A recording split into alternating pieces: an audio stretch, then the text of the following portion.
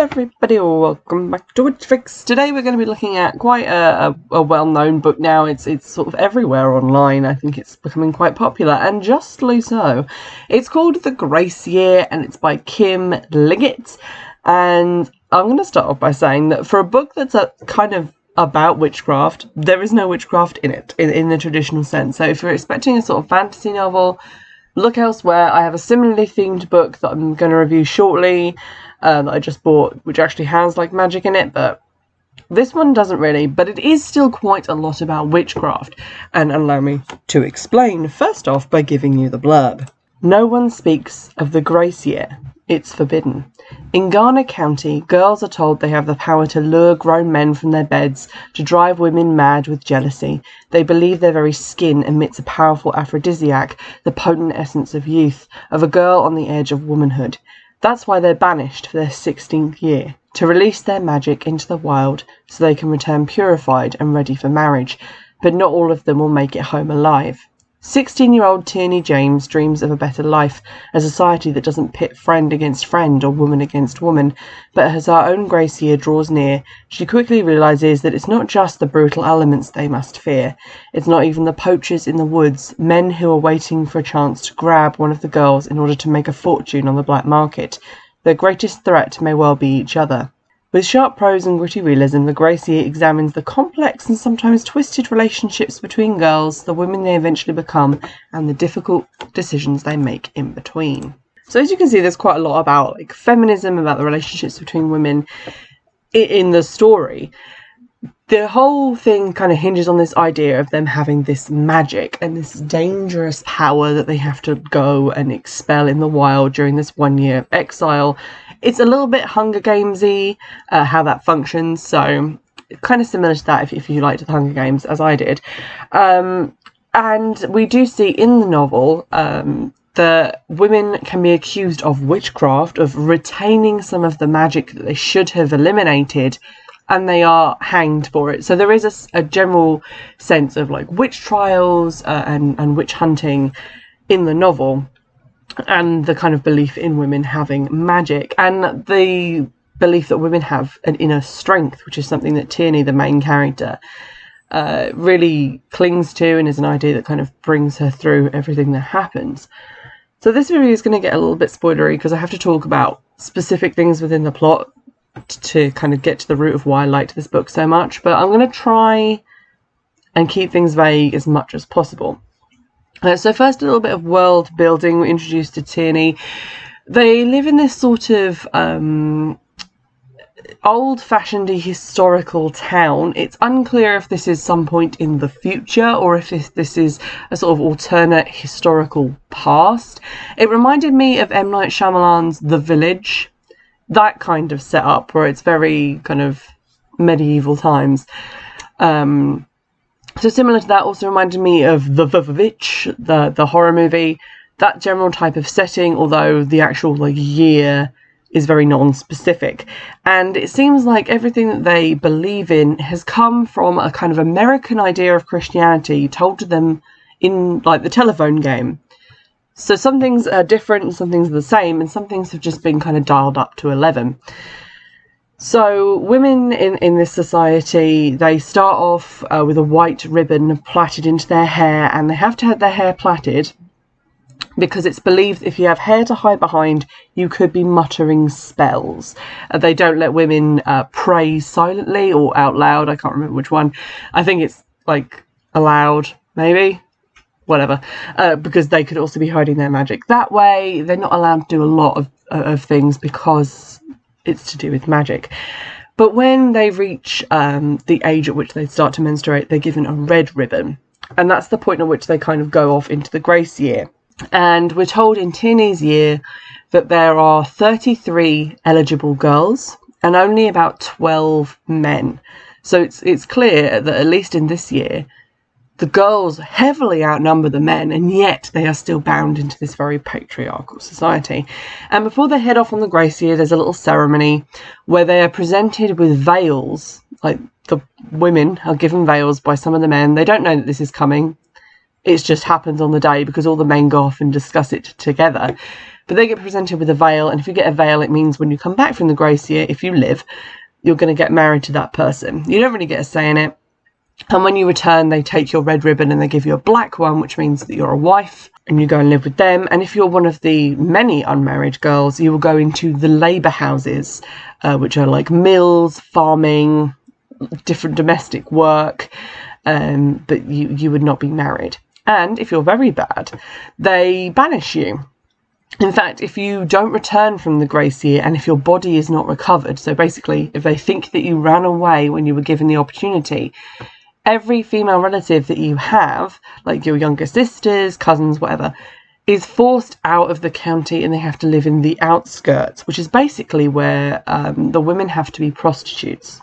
And their sons become poachers who hunt and kill grace year girls because their flesh and various body parts are meant to have these kind of Chinese medicine-like properties to give people youth and beauty. You know, like the same way like impotent men will like eat ground up tiger claw. It's the same thing, but with humans, which is revolting. So we basically join Tierney on the eve of her grace year departure, and we see all of her fears, all of her worries, but she's also kind of excited because she wants to find out what her power will be, when her magic will come to her and when she will feel this, strength.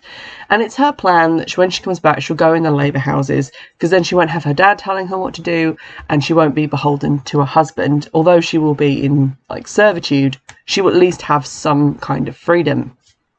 Big spanner thrown in the works when her former best friend Michael, who's like the son of the elder of the town, so pretty hot property, proposes to her, having never told her that he was planning on doing this. This kind of throws her for a loop, and then they are instantly turned around and marched out of the town, past the returning girls who are bedraggled and wounded and completely almost lifeless zombies, just kind of being force marched back in. So it's a kind of a look at her future.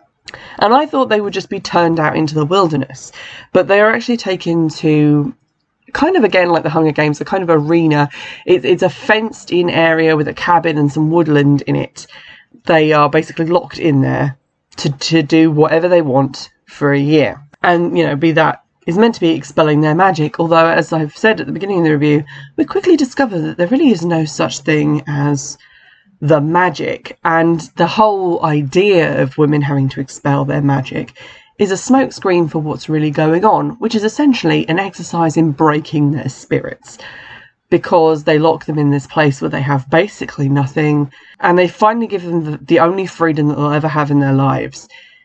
And the girls lay into each other, really. They don't get on, they don't collaborate, they progressively get more and more wild, thanks in no small part to some sort of environmental contaminants in that area. And it's sort of an exercise in, one, this is what your life would be like if you weren't part of the county. So you need to behave so that you can stay here. And two, in destroying the bonds between women. In saying, there is no such thing as a sisterhood. Women are your worst enemies. Because remember that year when you had to depend on each other and everything was really shitty? You can't trust women. Women can't protect you. You cannot collaborate with them against the men. And I thought this was a really interesting idea. It's somewhat explored in The Handmaid's Tale, but I think that The Handmaid's Tale focuses more on men and their idea of society, and there is to a certain extent still some camaraderie between women. This takes that a whole lot further and makes it kind of the main focus. It's not really about, the men, the patriarchy holding them down. It's how women hold themselves down by holding each other down. So that's a really interesting thing. There's a lot of feminist themes running through the story, and I really enjoyed it. I really enjoyed the opening, especially where they get there. As someone who's just written a book about people who are stuck on an island together, I'm really interested in those kind of dynamics, in people not listening to information that might be in their best interest, and instead going for mob rule, or he who is the loudest gets listened to. So I found the beginning of the novel fascinating. The end was really well crafted. It balanced all of the elements together to make a really satisfying conclusion. There weren't a huge number of surprises in it, but there were a couple of little twists that I appreciated. My main issue, here is a mega spoiler, is kind of the midsection of the book where it turns into sort of a YA love story, which I was not a fan of. It also kind of committed the cardinal sin to me of, if I'm reading a book about people who are stuck on an island or stuck somewhere, it kind of reminded me of the Blair Witch 2 Electric Boogaloo. They had better not leave that place for a large section of the narrative. Like, remember in the Blair Witch 2 movie, they go into the woods and then they leave, and then most of the movie takes place in some guy's house, which I think is also slightly in the woods, but, you know, semantics. So at midpoint in the novel, Tierney escapes out from under the fence. Now, they're told that, you know, escaping is incredibly dangerous. There are poachers there. Even on the way to this sort of location, one of them steps like a foot off the path to look at a pretty flower, and then they hear her being grabbed and basically skinned alive in the woods by these poachers. So they're an omnipresent threat that is just waiting for you to step out of line. So leaving is very dangerous. But Tierney leaves. I can't really remember why, if she's like chasing after somebody or trying to stop someone getting hurt or trying to escape from being hurt herself, but she gets away out under the fence and is captured by a poacher. And he only captures her, he doesn't kill her, because her father is like a doctor and he's been tending, unbeknownst to her, to the men and women of the outskirts, which he's not really meant to be doing. But it means that this guy feels like he owes her dad a favour. And so he's like, I'll keep you here, I'll get you like fed and strong again, and like patch you up, and then I'm sending you back and all bets are off. If I catch you again, I'm going to kill you. And then quite a large section of the book is just them getting to know each other and then falling in love, and it felt like a lot of other YA novels at that point. And all of the original stuff was back on the island where we hadn't been. It felt like she just took a holiday out of the narrative of the story and it carried on without her, which does make it quite shocking when she returns and sees how far things have devolved in her absence. And there are some very shocking and kind of gory, grisly things going on, which I appreciated. But it did feel a little bit of a cheat. Like, I wanted her to go back sooner. But yeah, it just kind of annoyed me a little bit that they would put the love story in there, because I felt like it kind of cheapened some of the other stuff in the narrative a little bit. Although her involvement with another person is kind of necessary for the end of the book to work out in one of the twists that I mentioned. But I felt that could have maybe been scaled down and maybe not taken up so much of the story, because it was a little bit samey and a little bit dull after all of the interesting like world building and violence and group dynamics that we'd seen beforehand. Although I said that they don't have these magical powers, it does say a lot about witchcraft and the whole idea behind the witch trials as this sort of misogynistic idea, although obviously some men were accused of witchcraft and executed, predominantly women, and using it as a way to control women and have them kind of tell on each other. It's a really effective device in that sense, and there is some suggestion of something slightly witchy or supernatural going on in some of Tierney's dreams, which seem to foretell elements of the future. Although this is partially explained away later when she kind of realises that she's been not foretelling something but remembering something that she's seen and forgotten. Some elements cannot be explained away by that weak explanation and do kind of have that like witchy supernatural feel to them. So there is a tad bit of magic content, but I would say the bulk of my witchy enjoyment from it was just the use of the idea of like female magic as a device to kind of explore this world, and how in being told that we are powerful, that we are dangerous, that it's kind of our fault that men are attracted to us, that it's our fault that women are jealous of us because of our power, in quote marks, how to sort of turn that around and to actually use it as a real power, as opposed to just being a method of victim blaming. So I like that. It's definitely a really well written book, very well crafted. It's very cheap on the Kindle, so I would encourage you to at least buy it on Kindle. Buy it in real life if you happen to be visiting bookshops at the moment, or order it online. But it's a great book. If you like The Handmaid's Tale, if you like The Hunger Games, this is going to be right up your street, and I heartily recommend it.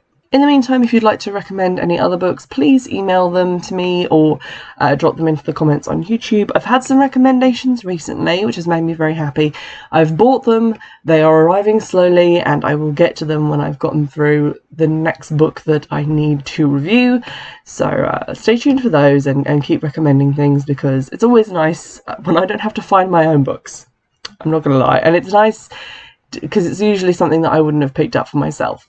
So I get to diversify my reading. It's a good time. Give me those recommendations. As always, you can buy my book on Kindle. It's 99p on the Kindle store. At present, it's also £4.50, like the full copy of the book, if you go to Asda. So check out Asda if you're near one of them, for a copy of Stranded by Sarah Goodwin. You can also buy it in Tesco's, or you can go into WH Smith's and Waterstones. If they don't have it on the shelf, they can order it in for you, because they are selling it, but depending on the size of the store, it might not be in there. But get hold of a copy, and if you have read it already, please leave a review on Amazon or Goodreads or wherever, because it really does help other people to find the book, and I'd be very grateful. In the meantime, I'll see you in the next episode. Bye!